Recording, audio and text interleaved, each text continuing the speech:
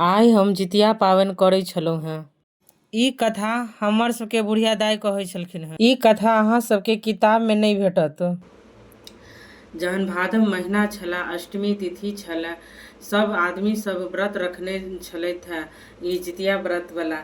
तऽ एगो लड़की छलथि हेँ जे ओ अपन बहुत नियमसँ अपन रहै छलथि हेँ और हुनका शादीशुदा नहि छलथि हेँ।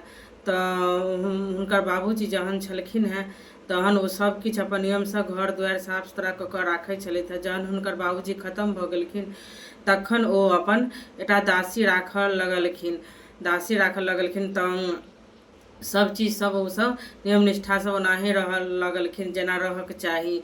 तऽ एक समय छलैया जहन ई भादव महीना छला, अष्टमी तिथि छला और एक अंगनामे पूजा छलै। पूजा जे छलै तऽ राजा कहलखिन कि ई लड़की बहुत अथी अछि, धर्मावती अछि, से हिनका परीक्षा लेल जायके चाही जे ई केना गहूँम सुखेती और पूजा करती। तऽ राजा ककरो अंगना गहूँम भेजबाके नहि, ओहि लड़की अंगनामे गहूँम भेजबा देलखिन और कहलखिन कि सौंसे बरसात भऽ रहल छै, कतहु गहूँम नहि सुखा रहल छै, हमरा पूजा करऽके से हमरा ई गहूँम सुखा जेबाक चाही। ओ लड़की कहलखिन देखियौ सौंसे बादल छायल छै, सौंसे अन्हरिया कुछ कुछ छै, आ ई कतहु गहूँम नहि सुखेतै तऽ हमरा अंगनामे केना सुखा जेतै। लड़कीके बड़ा ताजुब लगलै। तहन कहलखिन ठीक छै, हम देखै छियै। तऽ पानि तऽ बहुत होइ छलैया आ गहूँम सुखेबाक छलै प्रसादीके लेल। तऽ ओ अपन तैयारीमे लागि गेलथि। तऽ ओ सूर्य भगवानके आराधना केलखिन, हे सूर्य भगवान जँ ई गहूँम सुखा गेल और राजाके ओतऽ चलि जेतै, प्रसादी भऽ जेतै, सबगोटाके अथी भऽ जेतै, बनि जेतै, तऽ हम अहाँ सने एक राति गुजारब।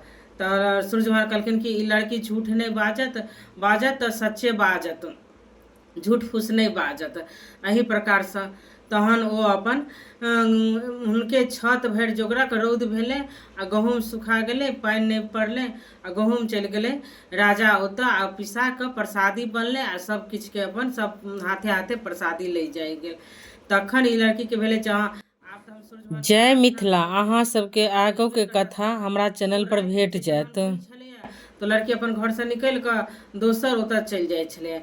तऽ सूर्य भगवान हुनका कहलखिन कि जहन तू कहने छले तहन तू अपन बातके धर्म किया नहि राखै छे आ सत्य किया नहि करै छे। एक राति भेल, दू राति भेल, तीन राति भेल, तऽ सूर्य भगवानके एक दिन तामस चढ़ि गेलै, हुनकर गलिया